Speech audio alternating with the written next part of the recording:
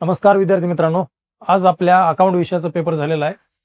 तर पेपर बऱ्यापैकी होता, थोडासा अवघड समजू शकता. अवघड म्हणण्यापेक्षा एक ऑब्जेक्टिव्ह होते बऱ्यापैकी, काही पुन्हा काही एकमेकाला ऑर मध्ये देखील काही गोष्टी. समजा आपल्या प्रवेश चॅप्टरला दरवेळेस निवृत्ती किंवा विसर्जन ऑर येते, यावर्षी विनिमय उपद्रवावर आलं. असं एक पेपर पॅटर्न बऱ्यापैकी म्हणण्यापेक्षा एक होता ठीकठाक. ठीक आहे, बघा काही ऑब्जेक्टिव्ह आहेत. ऑब्जेक्टिव्ह काय होते याचे उत्तर पाहूया. खालील सर्व प्रश्न उपप्रश्न सोडवा म्हणून होता. त्याच्यामध्ये आपल्याला 5 घटक येतात. ते 5 घटक काय काय होते, कोष्टक पूर्ण करा. कोष्टक दिलेलं होतं, विक्रीत मालांचे मूल्य बरोबर प्रारंभन स्कंद अधिक खरेदी. तर मायनस काय, तर मायनस असते सवर्ण स्कंद. ठीक आहे. त्याच्यानंतर दुसरं होतं उत्पन्न. उत्पन्न किती आहे माहित नाही. खर्च उत्पन्न समजा 25,000 आहे आणि तूट समजा 2,000 आहे, तर खर्च किती येते, या दोन्हीची बेरीज म्हणजे खर्च समजा 27,000. त्याच्यानंतर सांगितले विपत्तराची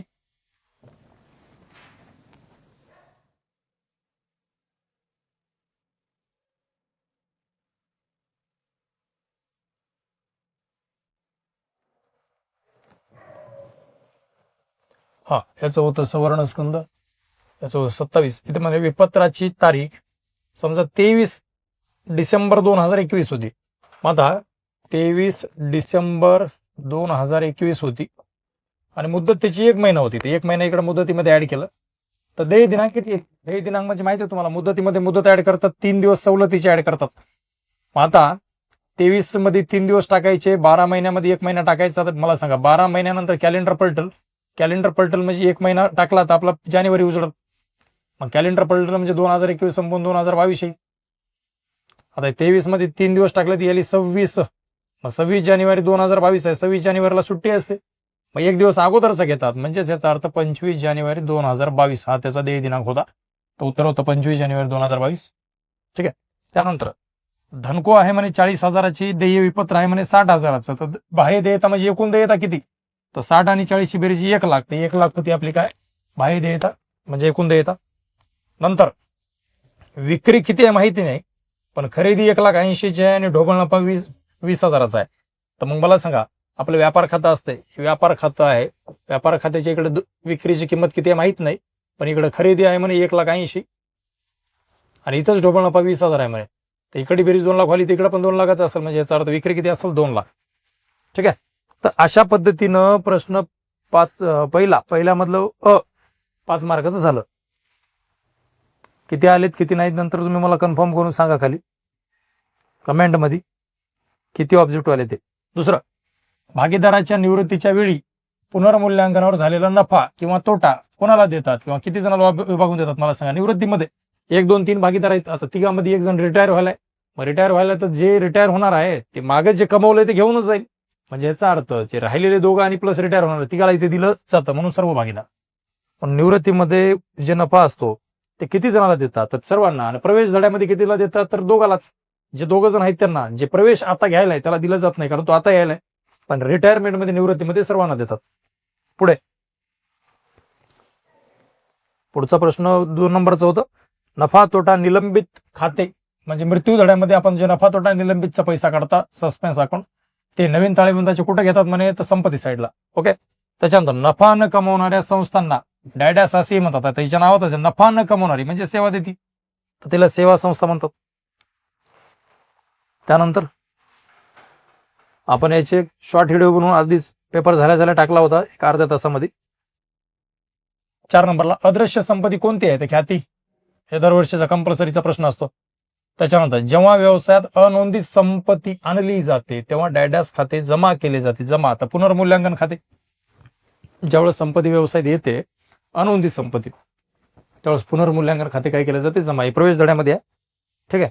प्रवेश धड्यामध्ये आपण अप्राप्त उत्पन्न किंवा एखादी एक समायोजनामध्ये खाली संपत्ती जर एखादी आली, खाली समायोजनात आली म्हणजे वरी ताळेबंदामध्ये ती संपत्ती नव्हती, खाली समायोजनामध्ये जर आली तर आपण त्याचे 2 परिणाम करता. एक तर करता ताळेबंदाच्या संपत्ती बाजूला आणि एक त्या पुनर्मूल्यांकनाच्या जमाला. मग इथे विचारलंय कोणाच्या जमाला घेतात, जमाला, तर पुनर्मूल्यांकनाच्या जमाला. ठीक आहे. पुढे तर असे होते. आता इथं होतं शब्दसमूह. एक पूर्ण प्रश्न दिलाय, त्याचा एका शब्दामध्ये आपल्याला काय करायचं होतं, उत्तर द्यायचं होतं. पुढे पुनर्मूल्यांकन खात्याची नावे बाकी म्हणजे नावेची जास्त. मग आता हे पुनर्मूल्यांकन खातं आहे, त्याच्या नावेची बेरीज जास्त आहे. मग नावेची जास्त म्हणजे जमाला फरक, आणि जमाला जो फरक येतो त्या फरकाला आपण काय म्हणता, तोटा म्हणता. मग कोण्या खात्यावरला, पुनर्मूल्यांकनावरला तोटा. पुनर्मूल्यांकन खात्याचा विचार ते पुनर्मूल्यांकनावरला तोटा. पुढे भेदन केलेली, हा प्रश्न होता, ठीक आहे ना, कोणाला तेवढं असं काही केलं नव्हतं तयारी यांची. भेदन न केलेली प्रणाली जी थोड्या प्रमाणात खराब झालेली आहे. आता खराब झालेली आहे म्हणजे खराब प्रणाली बी म्हणलं तरी जमतंय, परंतु कार्यान्वित नाही म्हणजे आहे तर बनावट प्रणाली होतं. याचं उत्तर काय होतं, बनावट प्रणाली.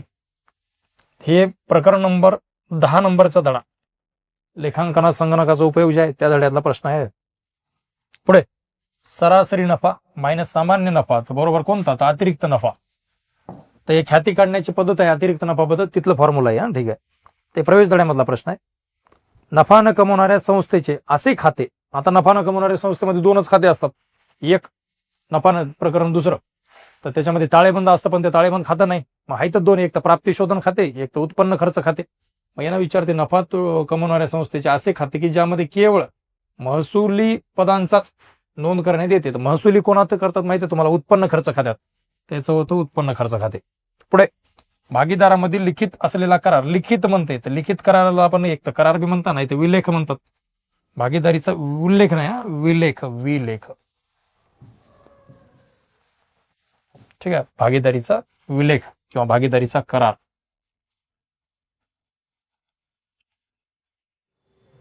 पुढे ड,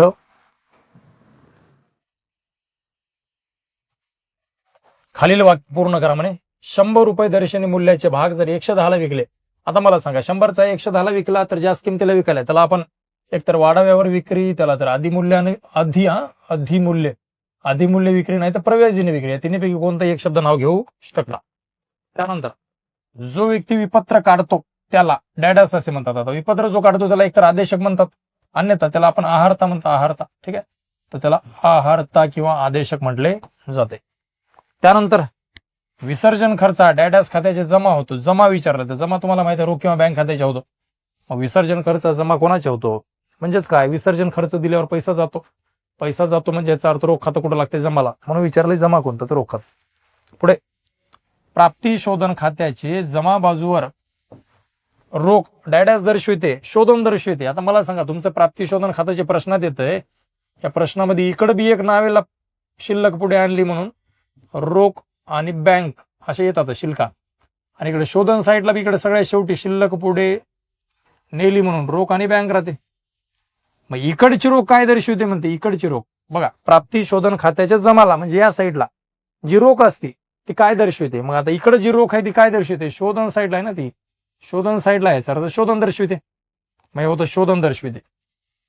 पुढे देय तिथीपूर्वीच्या केलेल्या खर्चास काय म्हणतात, याला पूर्वदत्त खर्च म्हणजे आगाऊ खर्च ज्याला म्हणतात, पूर्वदत्त खर्च नाही तर आगाऊ खर्च हे येतं.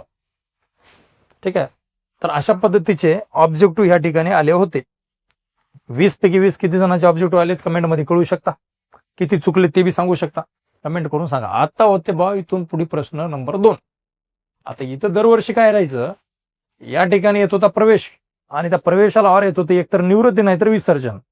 बऱ्यापैकी विद्यार्थ्याचे आतापर्यंत 9 परीक्षा झाल्या, प्रत्येक वर्षात 2, फेब्रुवारीमध्ये आणि जुलैला 1 सप्लिमेंटरीचे. तर 21 मध्ये 2000,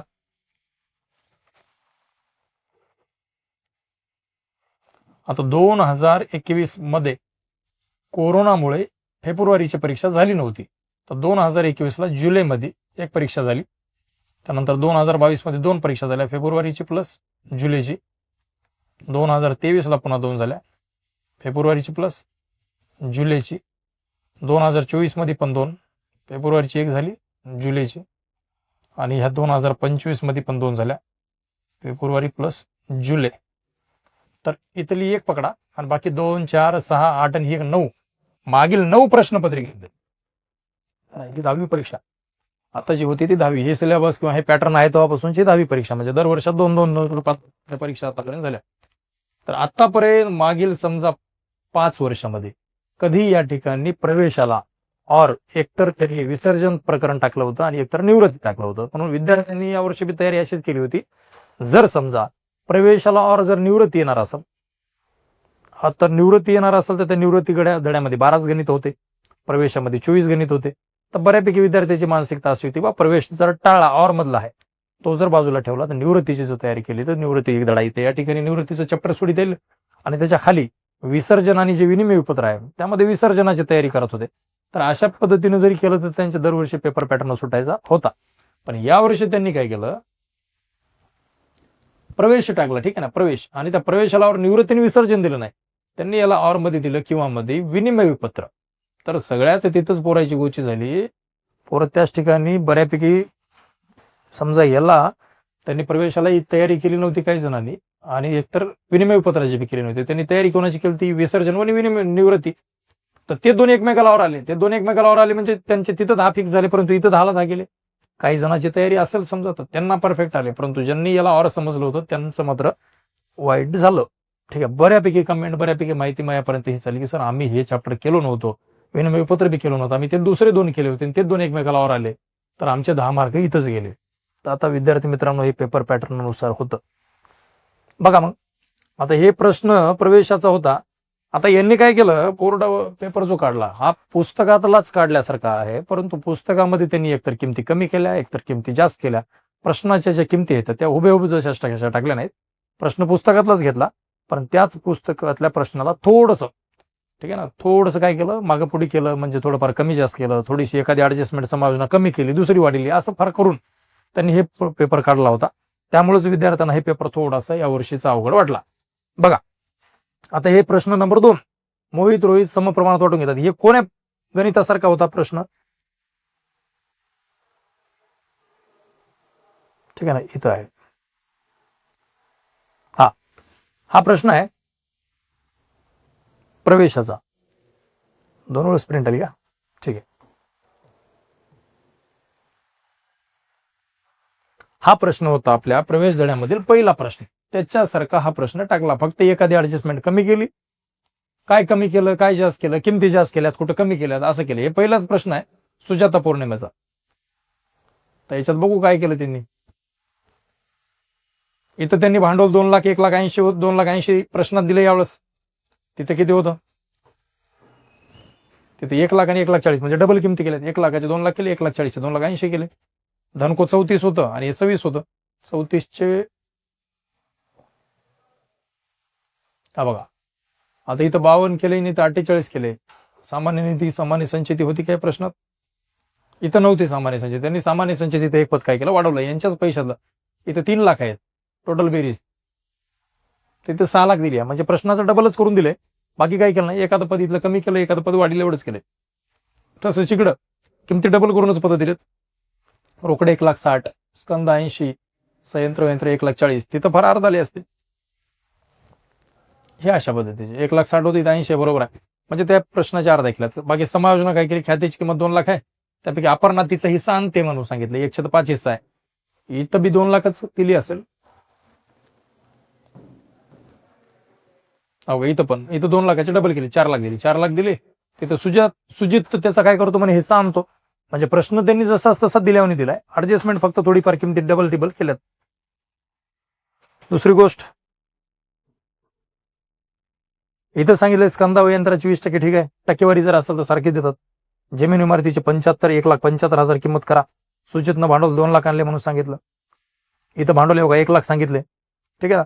म्हणजे याचा अर्थ याच प्रश्नासारखा. आणि इथं सांगितलंय वरील योजना कार्यान्वित करण्यासाठी भागीदारीच्या पुस्तकात कीर्द नोंदी देऊन ताळेबंद बनवा. म्हणलं इथं प्रश्नात, इथं काय म्हणलं होतं आपल्याला, ते सेम वरील योजना कार्यान्वित करण्यासाठी कीर्द नोंदी करून ताळेबंदाची योजना नफा तोटा समायोजन खाते म्हणजे पुनर्मूल्यांकन खाते बनवा म्हणलं होतं. म्हणजे नोंदी ज्या तुमच्या गणित मध्ये 1 नंबर मध्ये होणार होत्या ना त्या होतील, आणि इथं ताळेबंद म्हणलं होतं तिथं पुनर्मूल्यांकन. तर कसं उत्तर होणार होते अशा पद्धतीचं. हे मी पूर्ण सोडवलंय, सोडून त्याची पीडीएफ अपलोड करतोय. आता हे कसं काय चाललंय असं जर बघायचं असेल तर मग आता हे शॉर्ट मध्ये सांगूया, ठीक आहे ना. नसं एकाच्या प्रश्नाचा एक नंतर व्हिडिओ बनवू मी. प्रश्न नंबर 2 स्पेशल कसं काय आलं काय नाही आलं, आता शॉर्ट मध्ये बनवतो की कसे होते पेपर.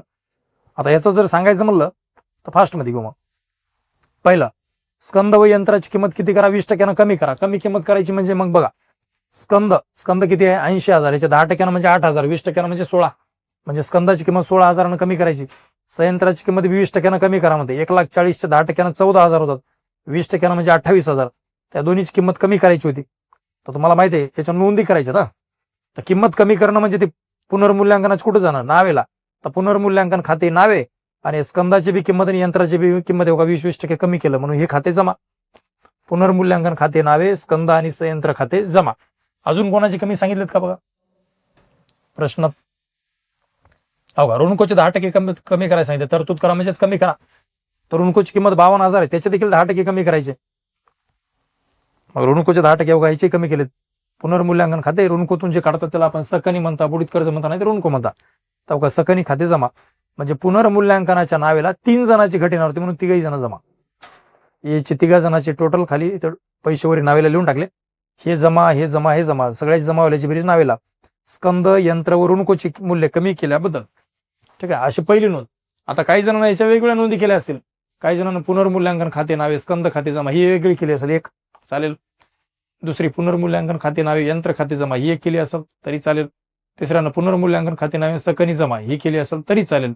म्हणजे ह्याच्यात 3 नोंदी केल्या तरी जमेल, एकच केली तरी जमेल, काही अडचण नाही. ठीक आहे. त्याच्यानंतर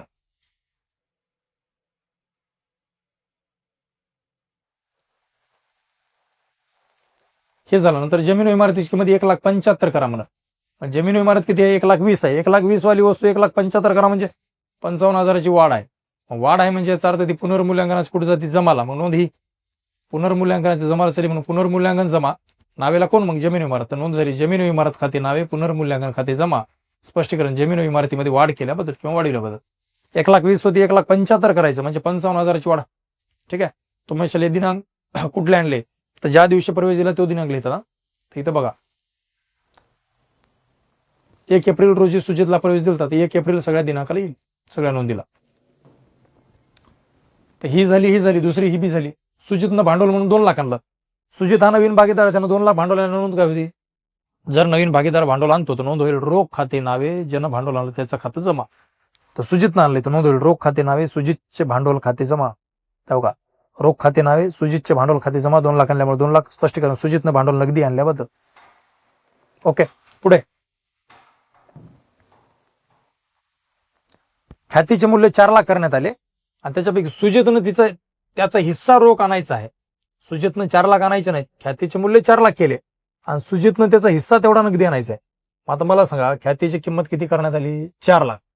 आता ही 4 लाख ख्याती आणि सुजितनं त्याचा हिस्सा 1/5 होगा. सुजितचा हिस्सा 1/5.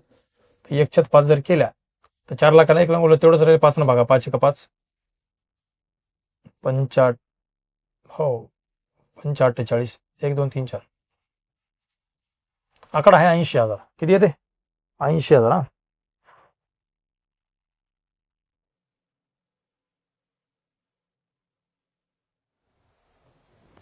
इथं 80,000 येईल. 80,000. ठीक आहे. ख्यातीचे किती रुपये आहेत? 80 आलेत. तर इथं 80,000 असेल. दोघाला 40. ठीक आहे. तर नोंदी ख्याती आणल्यावर रोख खाते नावे, ख्याती खाते जमा 80,000. ख्याती खाते नावे आणि या दोघांचं खातं. ख्याती आणल्यावर 2 नोंदी होतात, ही एक आणि ही एक. तर ख्याती आणली ही एक, ख्याती व्यवसाय ठेवली ही एक, अशा नोंदी होतील 2. आणि शेवटी गणितात नफा आला की तोटा आला ती एक नोंद. तर गणितात नफा येईल की तोटा येईल तीची एक नोंद ही आहे. पुनर्मूल्यांकन खाते नावे रोहित आणि भागीदाराचं खातं जमा. त्याच्यात सामान्य निधीची एक नोंद होईल. हे सामान्य संचितीची 20,000ची याची एक नोंद होईल. याची नोंद होईल 20,000ची. तर सामान्य निधीची नोंद होईल सामान्य निधी खाते नावे म्हणजे सामान्य संचिती खाते नावे आणि सामान्य निधी 2 भागीदाराला वाढतात त्याच्यामुळे त्या दोन्ही भागीदाराचं खातं जमा. हे दोघांचं मोहित खात्याला आणि दुसरा कोण आहे? रोहित खात्याला. किती आहे टोटल? 20,000 आहे सामान्य निधी. तर 20,000 नावे आणि दोघाला किती वाटण्यात येईल? 10,000 10,000. स्पष्टीकरण राहिले सामान्य निधी भागीदारांना वाटून दिल्या बद्दल. ओके. तर गणितामध्ये 1 2 3 ही 4 आणि 5 इथं मात्र 80,000 असतील हा. 5 एक ती सामान्य निधीची 6 आणि हे नफ्यावाली एक 7. नफा एवढाच येईल फिक्स आहे. 7 नोंदी होतील आणि त्याच्यामध्ये पुनर्मूल्यांकन खातं एक बनवा म्हणलं. ते पुनर्मूल्यांकन खातं असं बनल. सिंपल आहे. संपत्तीची घट असेल तर इकडे घेतली, वाढ असेल तर इथे घेतली. तर एकाचे 1,20,000 होते 1,75,000 करा म्हणजे वाढ, बाकीच्याची घट करा तर घट. हे अशा पद्धतीचं गणित राहिलं होतं. तर ज्याचं असं करेक्ट आलंय त्याचं 10 मार्क आले असतील. बघा प्रश्न 3. आता त्याला प्रवेशालावर विनिमय पत्र होता. तर ते विनिमय पत्राचं काही मी सांगितलं नाही, तो बी पुस्तकातलंच होतं, तर कमी जास्त केल्या होत्या. तर प्रश्न 3 हे होता विसर्जनाचा आणि त्याला ऑर मध्ये आलता निवृत्तीचा. तिथंच बऱ्याचशा विद्यार्थ्याची नुकसान झालं. त्यांनी विसर्जन आणि निवृत्ती दोन वेगवेगळ्याची तयारी केली, पण ते आले एकमेकाला ऑर मध्ये, त्यामुळे झाला लॉस. आता हे प्रश्न कुठला होता बघा, प्रश्न नंबर 3 पुस्तकातलाच होता. आशा उषा निशा यांनी थोडंफार कमी जास्त काय केलं बघू आपण, काय कमी केलं आणि काय वाढीलं. यांचं भांडवल 2,40,80,80 दिले, तिथं अर्धाला किंवा एक्स्ट्रा असेल. अहो इथे 1,20,000 आहे, तिथं 2,40,000 केले, इथे 40,40 आहे, तिथे 80,80 केले. हे सामान्य निधी 24 आहे, इथं 12 असेल. मग सामान्य निधी बघा 12,000 आहे. धनको इथं 80 आहे. आता याच्यात आशाचं कर्ज त्यांनी दिलं नाही, मग या आशाच्या कर्जाचे पैसे या दोन पदात एक्स्ट्रा करून त्यांनी पैसे वाढले असतील. तर अवघ्या 2च दिलेत आणि बाकी इकडे सगळं आहे. इथं 6,40,000 आहे, तिथं 3,20,000 असेल, 3,36,000 म्हणजे याचा अर्थ आशाचं कर्ज 16,000 डिलीट केले त्याने. हे कमी करून बाकी 2 पद दिलेत. इकडे हे कमी केलंय. ठीक आहे. समायोजना बी त्याच दिलेत. संस्थेच्या ख्यातीची किंमत 48 आहे, तिथं 96 असेल, मग डबल केलं मिळव 96 आहे. बरोबर आहे. इथं 12,000 खर्च आहे, तिकडे 6 असेल प्रश्नातला, 6 होता. इथे बघा 90,36 तिथं 90 ऐवजी 1,80,000 असेल, 36 ऐवजी 72 असतील. अवघा 1,80,000 72. इथं गुंतवणूक 84 आहे, तर आपल्या प्रश्नात 42 असेल. इथे 1,80 म्हणजे तिथं 90 असेल. अवघा 42 आणि 90 म्हणजे जशाच तसा इथलाच प्रश्न आहे. किमती थोडंफार कमी जास्त केले, दुसरं काही नाही. आणि याचं उत्तर आजचं कसं होतं हे होतं उत्तर. आता तुम्ही काम काय करायचं माहिती का, याचे स्क्रीनशॉट घेणे किंवा हे बघणे आणि तुम्ही लिहिलं होतं का असंच बघणे. तर या अशा पद्धतीचं होतं. सगळ्यात पहिल्यांदा आपण विविध संपत्ती नावेला घेता, नंतर देयता जमाला घेता, त्यानंतर ऋणकोची सकन इथं घेता, सामान्य निधी असेल तर सामान्य निधी जमाला वाटून देता. ठीक आहे. हे कामं झाल्यावर मग आपण काय करता, संपत्तीची विक्री करता. संपत्तीची विक्री केल्यावर नोंद रोख खाते नावे रोखीकरण खाते जमा. रोखच्या नावेला का रोखीकरण खाते कंस संपत्तीची विक्री आणि रोखीकरण खाते ख्याती विक्री, म्हणजे 2 विकलेत ना. 2 कोणते कोणते विकलेत बघा इथले बघा.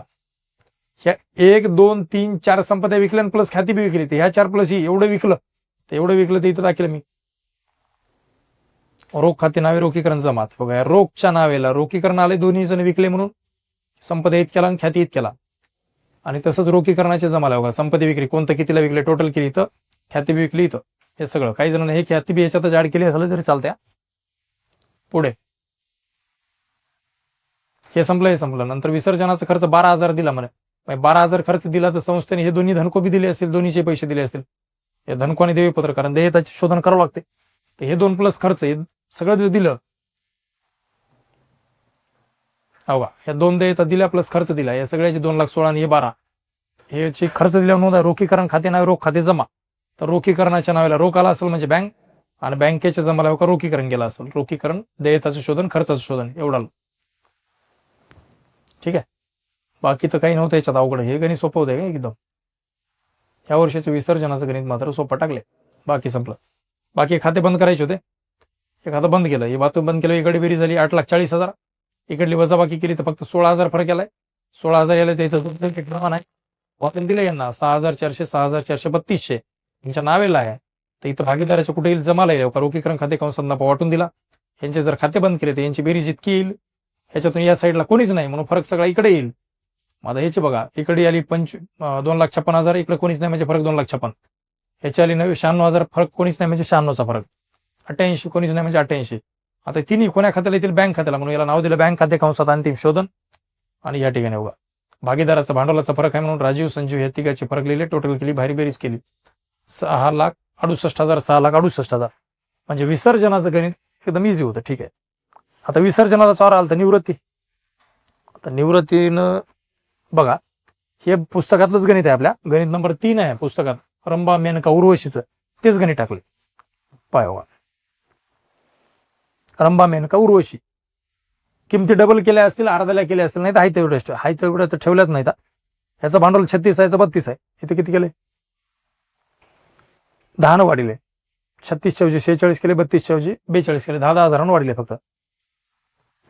याचं 27,600 ते 17,600 ते 27,600 केले. प्रत्येक पद 10,000 ना. धनको 30 आहे, इथे केले तर इथे 20 होते का? 20. आता याचं 1200 होतं, तिथं 11,200 केला असेल मग. हा, 11,200 राखीव निधी. इथं 14 आहे, तिथे 24 केली आहे. ठीक आहे. म्हणजे 10,000 फक्त वाढीत गेलाय तो उडी, दुसरं काही केला नाही. संयंत्र और यंत्र आहे की नाही, यंत्र और संयंत्र आणि नाहीच. 42,000. आता 42,000 आहे. हो का, आपले जे पोरं असतात की नाही, हे काय केलेलं असतं माहिती का, पुस्तकातलं एक ना एक पोरं गणित सोडलेलं असतात. त्या पुस्तकातल्याच गणितातलं त्याला येईल माहित बी असते. किंमत जर थोडीफार कमी जास्त झाली तर त्यांना ते थोडं लावित नाही हिसाब की बाबा हे पुस्तकातलंच असेल, कमी जास्त करून दिली दुसरं काही नाही. ते बघतात तसं जर गणित नाही त्याचा अर्थ पेपर अवघड. तसं झालं तर सोपं. पण पेपर काढणारा ते बी वाटते त्याला की बाबा इतकं सोपं का द्यावं, थोडंफार द्यावं चेंज करून. तर त्यांनी थोडंफार दिलंही चेंज करून. संयंत्र 42 आहे, इथं प्रश्नात 32 असेल. हो का, 32. याचं 40 होतं, त्याचं 50 केला असेल. 20,400 होतं, त्यानं 30,400 केला असेल. केलाय तेच. इथं 26 केलाय, तिथं 16 असेल. बाकी काही बी नाही, सेम केला. इकडे मग 10,000 वाढीत गेला असेल. आता इथं स्कंद 28 आहे तर ते 38 दिला असेल. मग दिलाय 38. ऋणकोवरली किंमत मग 1,000च ठेवलाय. इथे किती आहे? 1,000 आहे. इथं बदलाय पाहिजे होती, मग 11 करायला पाहिजे होती. निवृत्ती एक आहे, निवृत्त होणारे सेम प्रश्न दिलाय हो, काहीच चेंज केला नाही. अ ब क ड जसं पहिल्या समावण्यात आहे. हो का, अ ब क ड. दुसरी समावेश, निवृत्त होणाऱ्या भागीदाराच्या हिश्श्याचे कायदेशीर मूल्य 18 लावावे. उरलेल्या भागीदाराने असं सेम लाईन बदलवी नाही, 5-3 प्रमाण दिले. फक्त 18 दिले, इथं 8 होतं. बाकी जैसे का वैसेच कॉपी करून टाकली तिकडं. आणि मेनकास निवृत्तीच्या वेळी द्यायची रक्कम तिच्या कर्ज खात्याला पाठवा. इथं दिनेशाला पाठवायचं, जे काही सेम होतं गणित. ठीक आहे, फक्त 10,000 रुपयांनी वाढीत केला. त्यानंतर प्रश्न नंबर 4 मध्ये बघा, मृत्यूचं गणित होता. आता मृत्यूमध्ये प्रश्न नंबर 4 मृत्यू. हे देखील आपल्या पुस्तकातलं सारखं गणित आहे. थोडंफार ह्याच्यात बी कमी जास्त असा कोणताच प्रश्न नाही की त्या आपल्या पेपर काढणाऱ्या सरांनी असं कोणतंच नीट उठवलं नाही. हर एकात कमी जास्त मागं पुढे काही काही करू करू पेपर काढलाय. बघा, प्रश्नात इथं भांडवल लिहिलेले 2,20,000, 2,10,000, 2,40,000. हे पुस्तकातलं गणित काय होतं, सेम दिले 2,20,000, 2,10,000, 2,40,000. मग तुम्ही म्हणशाल सर याचं मत सर त्या बरोबर दिले. अरे इथं बरोबर देऊन काय फायदा, खाली चेंज केले सगळं. बघा, त्याच्यानंतर 80,796, 80,796 बॉक्स बरोबर ठेवला. इकडे बॉक्स बरोबर ठेवलाय, काय नाही. 90, 85, 3 लाख, 3.5 लाख. हा, 90, 85, 3.5 लाख ते ठेवले. 1,80,000, 1,48,000. 1,80,000, 1,48,000. 8,53, 8,53 बरोबर तर ठेवलं इथपर्यंत. 8,53, 8,53 खाली चेंज कुठे केला आता बघा. इथं समायोजन आहे, यंत्र व धनकोची किंमत 80, 69 करा. आणि तिथं किती होती पुस्तकात वरील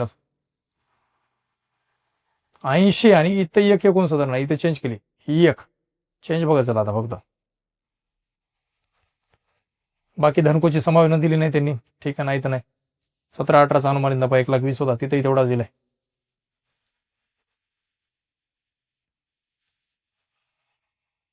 अनुमानित नफा 1,20,000 आहे, ते बरोबर दिले. त्याच्यानंतर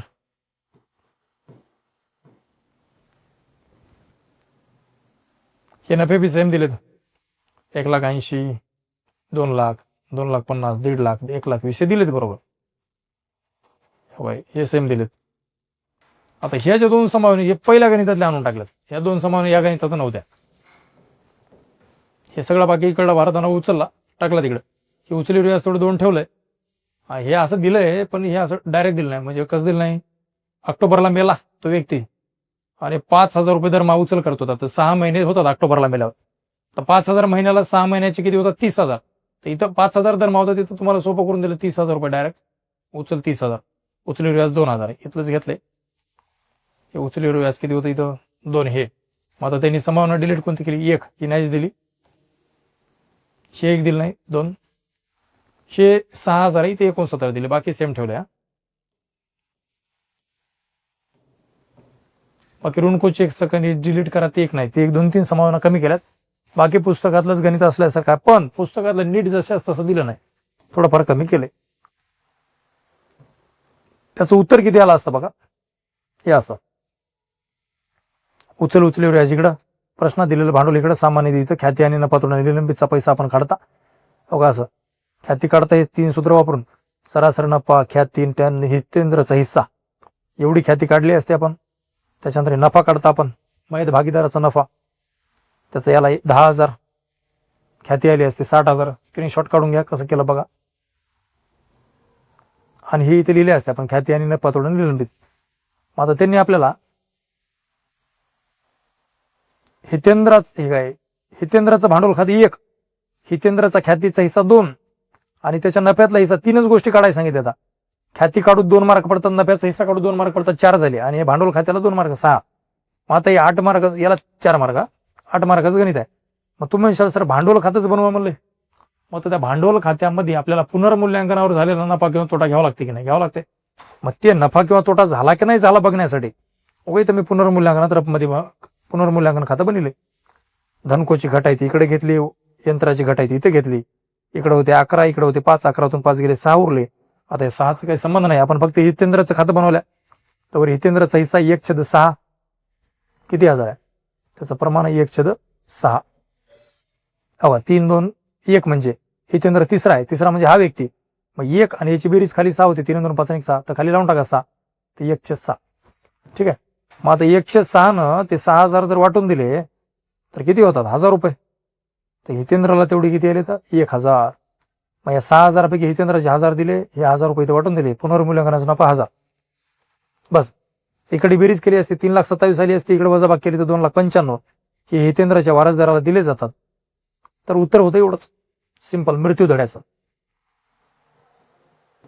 हे ख्याती काढायची होती 2 मार्काला, हे नफा तोटा निलंबित काढायचं होतं 2 मार्काला.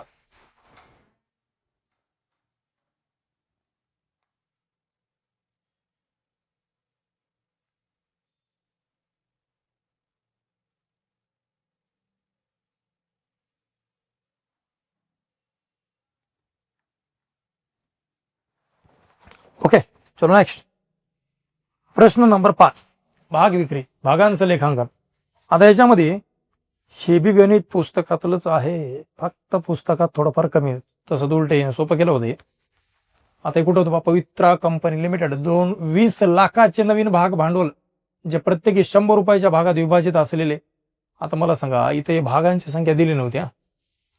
भागाची संख्या काय केली नव्हती, दिली नव्हती. बरं, आधी प्रश्न दाखवतोय कुठला आहे ते, जशाच तसा प्रश्न आहे. इथं पवित्रा टाकली तर सुचित्रा आहे. सुचित्रा 20 लाखाचाच नवीन भाग भांडवल, 100चा भाग 20 रुपये प्रव्याजी. सेम 20 लाखाचाच भाग भांडवल, 100चा भाग 20 रुपये प्रव्याजी. 20, 40, 60 हे 10,000 रुपयाच्यात मिक्स करून दिले त्यांनी, म्हणजे 120 टोटल इकडे दिली. 60, 40, 100 आणि 20, 120. हे 40 मध्ये 10 आहेत, या 60 मध्ये 10 आहेत, 120 इथे दिले. इथं कसं होतं 50, 40, 90 आणि 100. 100 इकडे होते, हे 10 वेगळे इकडे दिले होते, तिकडे ते 10 प्लस करून दिले त्यांनी. बस बाकी इकडे 20,000 भाग जरी असले तर 26,000 अर्ज आलते आणि प्रो रेटा होतं, इथं त्यांनी डिलीट केले, प्रो रेटा तेवढं टाकलं नाही. हा का, जनतेकडून किती अर्ज आले, 26 आले, तर असं काही दिले काय नाही. म्हणजे 20,000 भाग 20,000 अर्ज आलते. सर्व अर्जदारांना भागाचं वाटप केलं, म्हणजे जरा बऱ्यापैकी केलं. तर त्यांनी थोडं अवघड जे होतं ते कमी केलं, पण जशाच तसं इथे पुस्तकातलं नाही, थोडंफार कमी जास्त केलेच. आता तुम्ही विचार सर हे समजलं नाही, हे पुस्तकात काही जणांना मिळत लागलं नसेल, काही जणांना एवढेच भाग आहेत काय की असं वाटलं असेल त्यांना. ते भाग नव्हत्या, ते काय होते बघा, 20 लाख रुपयाचं भांडवल कंपनी गोळा करणार आहे. भांडवल एक भाग 100 ला ऐकणार आहेत, मग तिला भाग किती घ्यावं लागतील,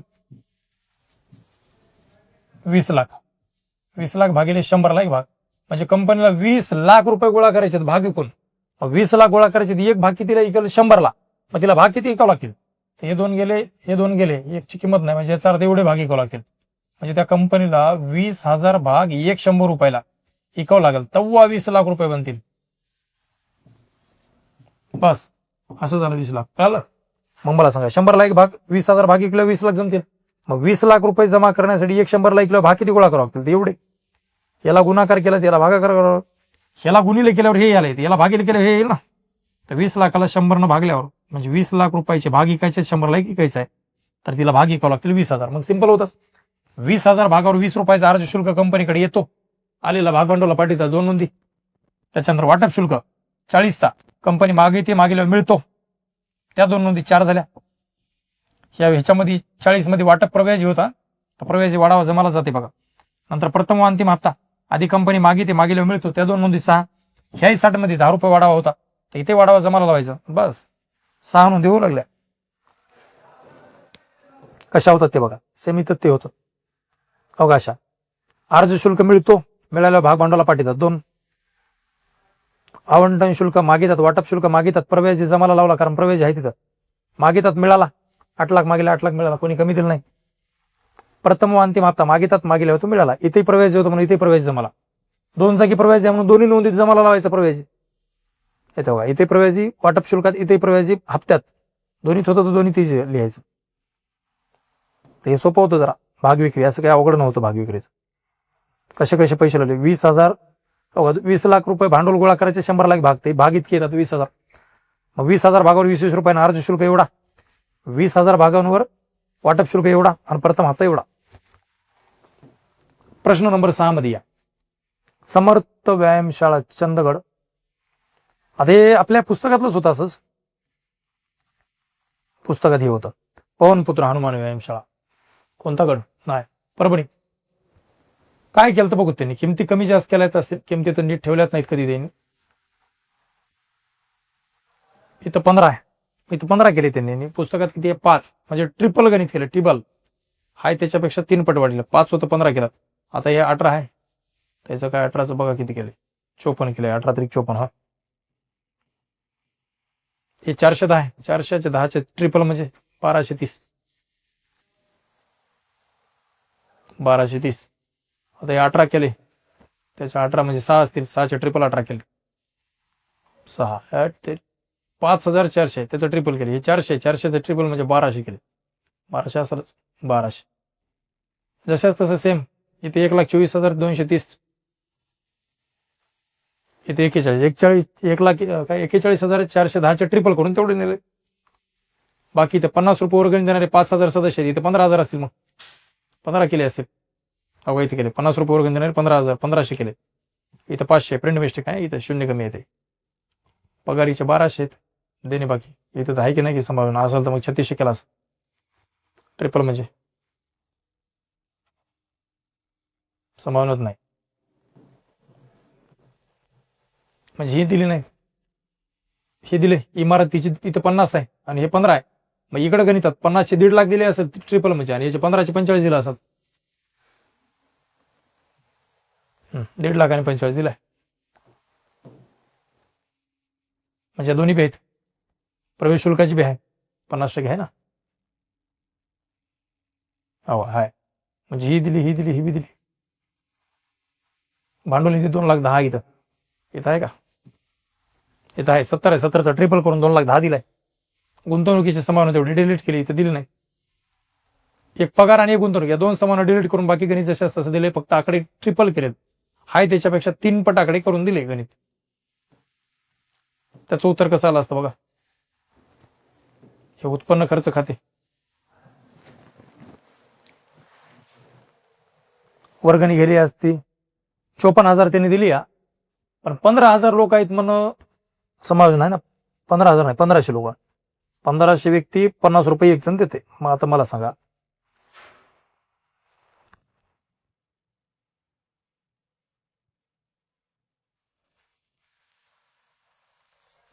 हो का?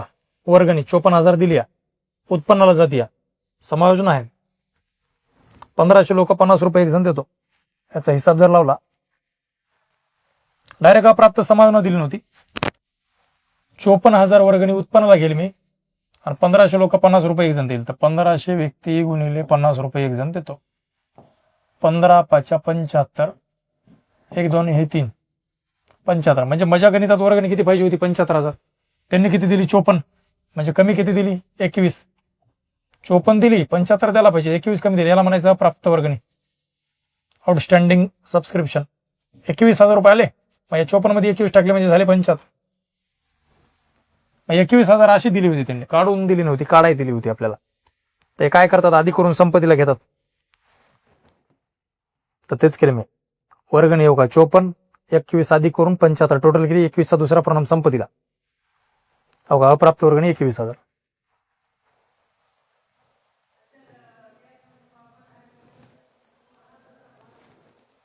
चोपन्न हे तर शिल्लक कुठे घेत नाही, मागची असते. ही 2023 ची, 2022 आपलं चालू वर्ष आहे. तर 23 ची वर्गणी म्हणजे आगाऊ वर्गणी असते, पूर्वप्राप्त म्हणतात. डायरेक्ट देयताला जाते 1230. तर मी तर डायरेक्ट देयताला घेतली असेल 1230. हो का, पूर्वप्राप्त वर्गणी 23 ची 1230 डायरेक्ट देयता.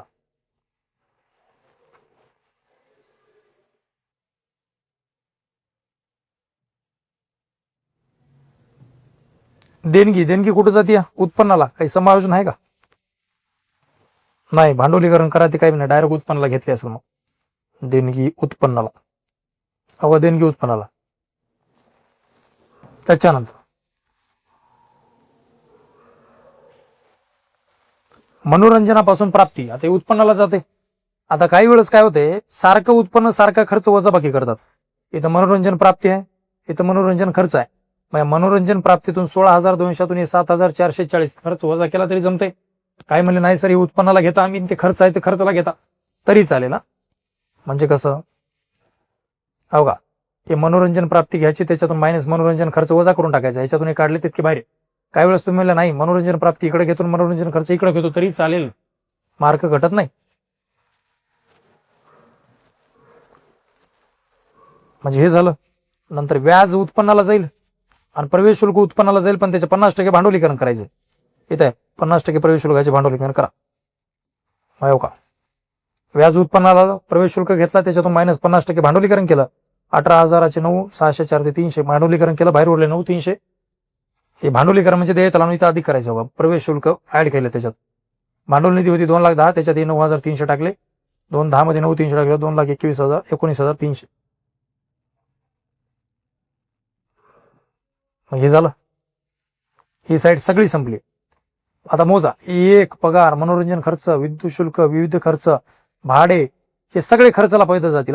हे पुन्हा छपाई विलेखन सामग्री खर्चला, टप्पाल खर्च बी खर्चला, गुंतवणूक हे मुदत सोडली, मुदत ठेवते, बाकी सगळे खर्चाचे पद आहेत. कोणी समायोजन नाही, काहीच नाही, ते सगळे घेऊन टाकायचे होते एका खाली.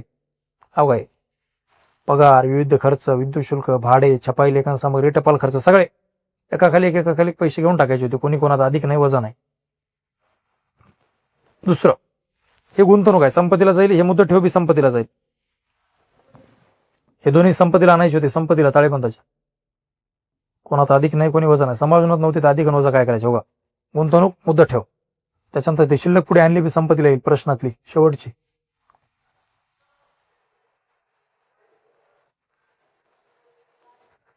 शिल्लक पुढे आणली ही बी 20,490, म्हणजे अख्खा बॉक्स रिकामा केला. भांडवल निधी देयताला जाते. या दोन संपत्ती होते, एक 1.5 लाख, एक 45,000, दोन्ही कुठे जातील संपत्तीला. पण ह्याच्यावर घसारे काढा म्हणते, 5% आणि 10%. इमारतीवर 5, फर्निचरवर 10. या बघा, या दोन संपत्त्या घेतल्या, त्याच्यावर 5% घसारा काढला. 1.5 लाखावर 10% 15,000 येते, 5% म्हणजे 7.5. घसारा वजा केला भारी 1,42,500. हे फर्निचर म्हणजे उपवास करा, 45,000, 10% घसारा 4.5 काढला, तेवढे बाहेर. हे आणि हे दोन्ही घसारे वजा केलं कुठे लिहितात, नावे लाव का, घसारा याचा इतका, याचा इतका, खर्च साईडला दोन्ही लिहून टाकला. याचा 7.5, याचा 4.5, दोन्ही म्हणून 12, खर्च साईडला. संपले. प्रश्न संपला तर शेवटी काय, खाते बंद करून घ्यावं लागतात. खाते जर बंद केल्या तर इकडे उत्पन्नाची बेरीज झाली 1,12,260. खर्चाची बेरीज किती येते बघायचं, त्याच्यातून हे काढून टाकायचा. ह्याच्यातून हे जर काढले तर फरक आलता 60,660. याला म्हणतात वाढावा. इकडल्या साईड उत्पन्नातून खर्च काढल्यावर काय होतं, वाढावा. वाढावा शेवटी भांडवलात काय होतं, अधिक येतं भांडवल निधीत. भांडवल निधीमध्ये वाढावा 60,760 ऍड केला. 2,19,300 मध्ये टाकल्यावर बाहेर आले 2,79,960. शेवटी याच्या बेरजा केल्या तर 2,81,190, 2,81,190. शेवटी होतं सातवं गणित अंतिम खात्याचं. बरं होतं ते, असं काय अवघड दिलं नव्हतं अंतिम खातं. फक्त शुद्ध नफा वाटायचं जरा दिलं तर, शुद्ध नफा पॉईंट मध्ये वाटते येऊ लागलं. पोरायला तिथं जर असं वाटणे चुकलं तिथून ते खाली गेलेच नाहीत नंतर. समजलं ना बघा. सवर्ण स्कंद 1,76,000 आहे. कुठे जाते? ताळेबंदाच्या संपत्तीला आणि व्यापार खात्यात जमाला. बघा व्यापार खात्यात जमाला सवर्ण स्कंद 1,76,000, ताळेबंदाच्या संपत्तीला सवर्ण स्कंद 1,76,000.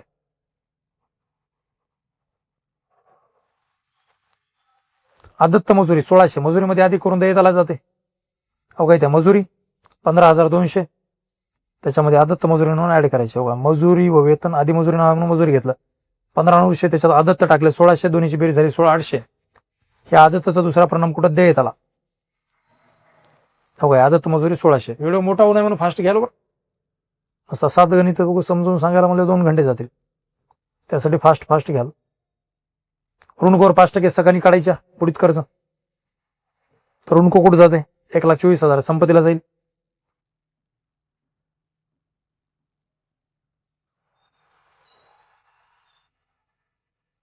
$1,24,000 हा. काय 1,24,000 त्याच्यातून 5% काढलं 6,200 आलं. वजा करून कुठे येते? नावेला. पुनर्मूल्यांकनाच्या हे नफातोडा खात्याच्या नफातोड्याच्या जर नावेला आणल्या तर या प्रश्नामध्ये जुनं सकणी आहे की नाही बघतात आपण. इकडे आहे का बुडीत कर्ज? नाही, इथं आहे सकणी. म्हणजे 6,200 आणून त्याच्यातून 2400 काढावं लागलं.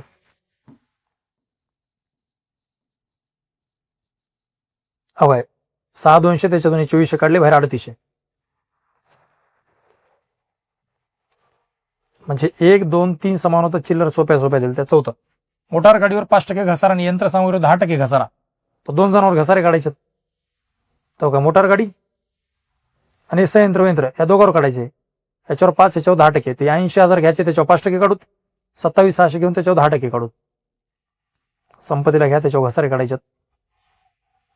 हो का मोटार गाडी घेतली 80, त्याच्यावर 5% काढला तर 8 वर 80,000 10% काढले 8,000. 5% म्हणजे 4. 80तून 4 गेले बाहेर 76. आणि संयंत्र 2,76,000 होतं. नाही 27,600 होतं. त्याच्यातून 10% घसारा 2760 काढला बाहेर 24,840. ह्याचा 4,000 आणि ह्याचा 2760 दोन्ही घसारे कुठे येतात? नावेला आहे बघा घसारा. ह्याचा 4,000, ह्याचा 2760 दोन्ही मिळून 6,760. तर घसारे झाले म्हणजे समावनं सगळ्या संपल्या. आता बारी आहे पद घ्यायची.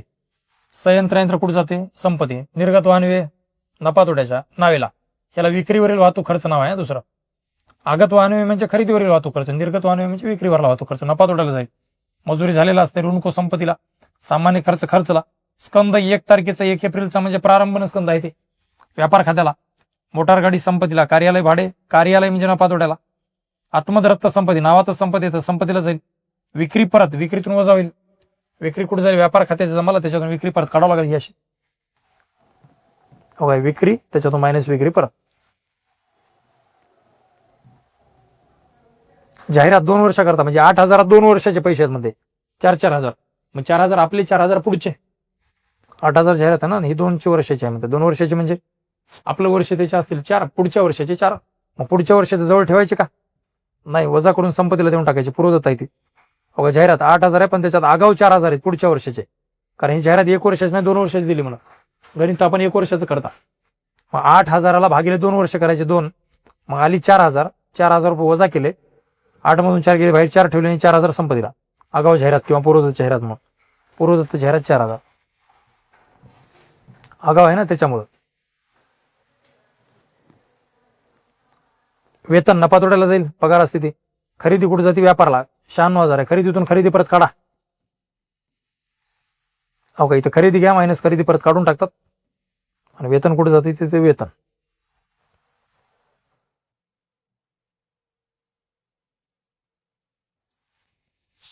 हे झाले.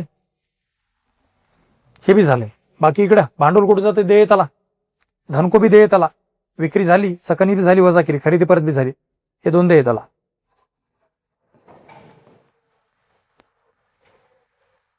असं भांडवल धनको संपलेत. आता करावं लागेल व्यापार खातं बंद. हे व्यापार खातं. व्यापार खात्याची जर बेरीज केल्या इकडे बेरीज जर केली 0, 0, 6, 6ला 6, 7, 7, 8, 15, 15शीला 5, 6ला 1, 1 आणि 1, 2, 2, 4, 4,56,000. इकडे करा 0, 0, पुन्हा 8ला 8, 9 9 6 15 15 4 19 9 हाचाला 1 7 1 8 1 9 9 8 17 7 हाचाला 1 1 1 2 2,79,800. मग या बेरजेतून ही काढावं लागेल. 4,56,000 मायनस 2,79,800 काढतात. 0 0 10 8 गेले 2 इकडे गेल्या राहिले 5 5 मधून 9 जात नाहीत. 15 9 गेले 6 इकडे गेल्या राहिले 4 4 मधून 7 जात पाठवा इथे 17 14 7 गेले 7 इकडे गेल्या 3 राहिले 3 मधून 2 गेला 1 1,76,200 आले. 1,76,200 डोबळ नफा किती आला? 1,76,200. हे काय आला? ढोबळ नफा. हा ढोबळ नफा कुठं पाठवतात? व्यापारच्या नावेला आहे तर नफा तोट्याची जमाला इथं. मग नफा तोटा खाते बंद करा. नफा तोटा खाते 1,76,200 ढोबळ नफा आलेला इथे लिहिला. इकडे करावं लागेल. हे आलेले पद 0 0 6 6 8 8 7 15 15 6 21 21 1 4 2 2 3 5 5 6 11 12 13 13 5 18 18 22 22 9 31 31 1 4 3 3 1 4 4 4 41 160 वजा 11 1,76,200 41 160 जर गेले 0 0 2 6 10 6 गेले 4 इकडे गेला 1 राहिले 1 मधून 1 गेला 0 6 6 1 गेला 5 7 मधून 4 गेले 3 1 लाख 1,35,040 हो का 1,35,40. आता 1,35,40 जे आलं हे काय अर्धाला द्यायचं थोडी नव्हतं. हे प्रमाण काय म्हणलं बघा. स्नेहल व दीपाली भांडवलाच्या प्रमाणात पैसे वाटून घेतात. आता हे भांडवलाच्या प्रमाणात घेतात म्हणजे याचं भांडवल किती आहे? ह्याचं भांडवल इथं आहे भांडवल स्नेहलचं ह्याचं. आता 1 2 3 4 4 शून्य उडले 1 2 3 4 4 शून्य गेले. हिचं 16 हिचं 8 आहे. मग भांडवलाचं प्रमाण म्हणजे 8 1 8 8 2 16 याचा अर्थ 2 प्रमाण आलं. किती प्रमाण आहे? 2 म्हणजे हिला जे द्यायचंय ते सारखं द्यायचं नाही 2 न द्यायचं. आता हे जे शुद्ध नफा आलाय आपला हे 2 न वाटायचं. 2 न वाटायचं म्हणजे कसा? शुद्ध नफा 1,35,000 रुपये किती आलाय? 40 आणि वाटायचं 2 2 ची बेरीज 3 म्हणजे एकाला हे ना गुणायचं तर 1,35,040 रुपयाला गुणिले पहिल्या 2 आणि हेच 1,35,040 ला गुणिले 1 बघा. मग याला आधी 2 गुणून घेऊया मग 3 भागूया. 2 0 0 4 2 8 0 0 5 2 10 0 हा चाला 1 3 2 6 1 7 7 1 2 भागिले 3 3 1 3 3 9 27 0 0 0 0 2 3 2 6 8 मधून 6 गेले उरले 2 3 संघ 18 20 मधून 18 गेले उरले 2 इथं दशांश द्या. दशांश दिले 2 शून्य लागते. पुन्हा 3 1 3 3 संघ 18 पुन्हा 20 मधून 18 गेले 2 झाले पुन्हा 3 संघ 18 दशांश पुढचे 2 आकडे आले की थांबा ब्रेक करा. एवढं आलं मग 90,026 रुपये 66 पैसे. याचं करा. याला 1 न गुणलं तर तेवढेच येईल 1 नस पण याला भागिले 3 आहे 3 1 3 3 चौक 12 इथं उरला 1 3 5 15 0 0 3 1 3 4 मधून 3 गेला उरला 1 झाले 10 3 3 9 10 तून 9 गेला उरला 1 इथे दशांश द्या. दशांश दिले 2 0 लावा पुन्हा 3 3 9 10 तून 9 गेला उरला 1 पुन्हा 3 3 9 दशांश पुढचे 2 आकडे आले की थांबा. मग किती आलं? 90,026 रुपये 66 पैसे आणि याचा 45,013 रुपये 33 पैसे. अकाउंटचा नियम आहे 50 पैशाच्या वर असेल तर 1 रुपया पकडावा 50 पैशाच्या कमी असेल तर रुपये पकडू नका. याचे 33 पैशात रुपये पकडता येणार नाही. याचे 66 पैशात रुपये बनल म्हणजे याचं 90,026 रुपये होतं ते 27 रुपये बनल आणि याचं 1 रुपये बनणार नाही ना 33 पैसे. याचे 66 होते म्हणून रुपये बनला. याचे 33 पैसे बनणार नाही याचं एवढंच लिहिन. मग हे बघा 90,027 एकाला आणि 45,013 रुपये एकाला. वाटणी अशी होती. काही जणांची वाटणी बऱ्याच जणांची चुकली. ते वाटणी शुद्ध नफा इथे ऍड करतात. स्नेहलचा स्नेहल मध्ये दीपालीचा दीपाली मध्ये 1,60,000 मध्ये 90 टाकल्यावर चालेल 2,50,027 रुपये आणि 80 मध्ये 45 13 टाकले 1,25,13 शेवटी याच्या बेरचा बघा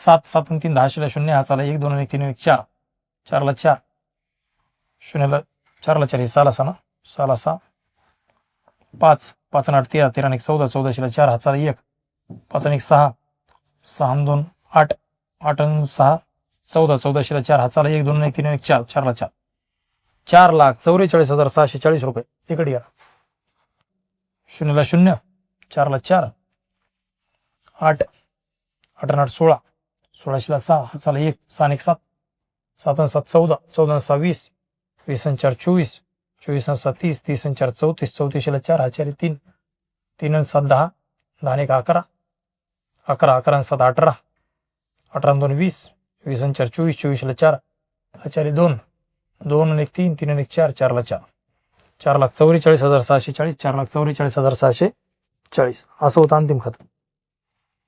तर विद्यार्थी मित्रांनो ओव्हरऑल जर विचार केला सगळा विचार जर केला तर या वर्षीचा पेपर हा आतापर्यंत मागचे जे पेपर आले होते त्यामध्ये जरा थोडा अवघड होता.